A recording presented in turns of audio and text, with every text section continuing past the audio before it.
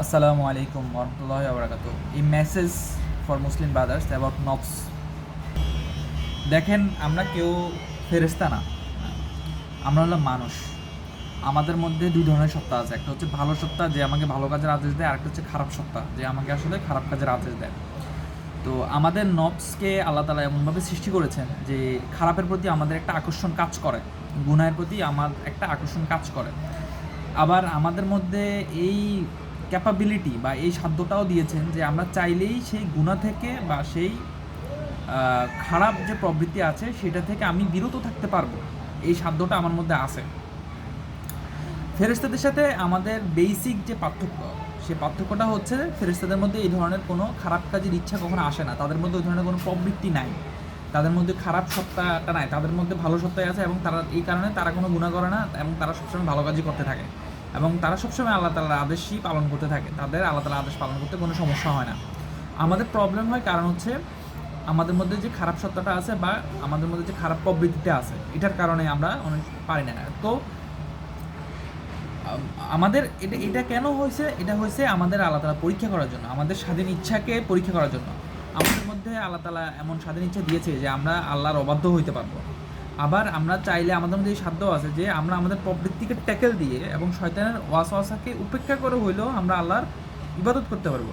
তো এই জন্য আমাকে নফসের বিরোধিতা করতে হবে, নফসের বিরোধিতা করতে হবে। এটাই হলো আমার আসলে বেসিক পরীক্ষা।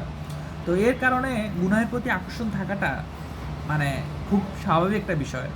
তো এই ব্যাপারে যে আমি কেন খারাপের প্রতি এত অ্যাডিক্টেড, কিংবা আমি কেন আমাকে দিয়ে আমি মনে হয় না আর ভালো হতে পারবো, বা আমি মনে হয় সারা জীবন আমি আর মনে হয় না গুনাহ থেকে বের হতে পারবো, এই যে বিশ্বাসটা, এই বিশ্বাসটা হচ্ছে প্রবলেমেটিক। এই বিশ্বাসটা করা যাবে না। বরং আপনাকে বিশ্বাস করতে হবে যে আল্লাহ তাআলা যেহেতু আমার মধ্যে একটা সাধ্য রেখেছেন, আমার মধ্যে একটা ক্যাপাবিলিটি রেখেছেন, তার মানে যে কোনো সময় যে কোনো মুহূর্তেই আমি আসলে গুনাহ থেকে বের হয়ে আসা আমার পক্ষে পসিবল। এই বিশ্বাসটা আপনাকে রাখতে হবে। আপনি যদি এই বিশ্বাসটা না রাখতে পারেন, তাহলে কিন্তু আপনি গুনাহ থেকে জীবনেও বের হতে পারবেন না।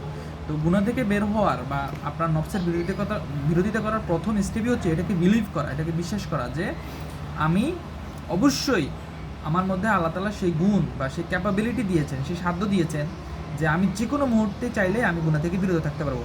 সেটা যত বড় নেশা হোক, সেটা যত বড় আসক্তি হোক না কেন, সেটা যত কিছুই হোক না কেন, যদি আল্লাহ তাআলা এর কারণে আমার অপরাধ লেখেন, আমার শাস্তি অবধারিত করেন, তার মানে শাস্তি অবধারিত করার অর্থ হলো যে আল্লাহ তাআলা এটা থেকে বিরত থাকার সাধ্য, ক্যাপাবিলিটিও আমার মধ্যে দিয়েছেন। যদি আমার সাধ্য বা ক্যাপাবিলিটি না থাকতো, তাইলে এটা গুনাই হইতো না।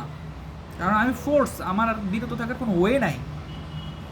যেহেতু আমার বিরত থাকার ওয়ে আছে, যেহেতু আমার সাধ্য আছে, আমার ভিতরে একটা সাধ্য আছে, যার কারণেই এটা অপরাধ। সো সাধ্য আছে। কিন্তু শয়তানের ট্রিকটা হলো কি, শয়তান আপনাকে বুঝাবে তোর সাধ্য নাই। শয়তানের ট্রিক হলো যে শয়তান আপনাকে বুঝাবে আপনি পারবেন না, কিন্তু বাস্তবতা হলো আপনি আসলে পারবেন। আপনি 10 বছর, 15 বছর, 20 বছর কোনো একটা আসক্তিতে অ্যাডিক্টেড, শয়তান সমাজ অনেক কিছু আপনাকে বুঝাবে যে তোমার পক্ষে আর বের হওয়া সম্ভব না, তুমি অমুকের কাছে যাও, তমুকের কাছে যাও, তুমি আর বেরোতে পারবা না। আপনি প্রচুর টেনশন কাজ করবে আপনার মধ্যে। কিন্তু এমন উদাহরণ আছে, সিম্পল একটা তওবা 2 রাকাত নামাজ পড়ে সে সারা জীবনের সব কিছু ছেড়ে দিছে, সব কিছু থেকে সে ইমিডিয়েট 1 সেকেন্ডের মধ্যে সে বের হয়ে আসতে পারছে। কারণ তার মধ্যে ওই বিশ্বাস, ওই ক্যাপাবিলিটি ছিল। তো এটা বিশ্বাস করতে হবে, এই ব্যাপারটা আমাদেরকে অবশ্যই বিশ্বাস করতে হবে। তো এখানে পরীক্ষাটা হলো কি, আবার ক্লিয়ার করি, পরীক্ষাটা হলো যে আমি স্বাধীনভাবে আমার নিজ ইচ্ছাতে আল্লাহর জন্য আমার প্রবৃত্তির ইচ্ছাকে পরিত্যাগ করতেছে কিনা, গুনাহকে ছেড়ে দিচ্ছে কিনা। এটাই হলো মূল বিষয়, এটাই হলো আমার পরীক্ষা। নাহলে তো আর এটা পরীক্ষা হইতো না। যদি আমি সব কিছু ফেরেশতাদের মতো করতে পারতাম, তাহলে এটা কি আর কোনো পরীক্ষা হইতো? এটা তো কোনো পরীক্ষা হইতো না। আল্লাহ তাআলা স্বাধীন ইচ্ছে দিয়েছেন, আল্লাহর অবাধ্য হওয়ার স্বাধীন ইচ্ছে দিয়েছেন আমাদের পরীক্ষা করার জন্য।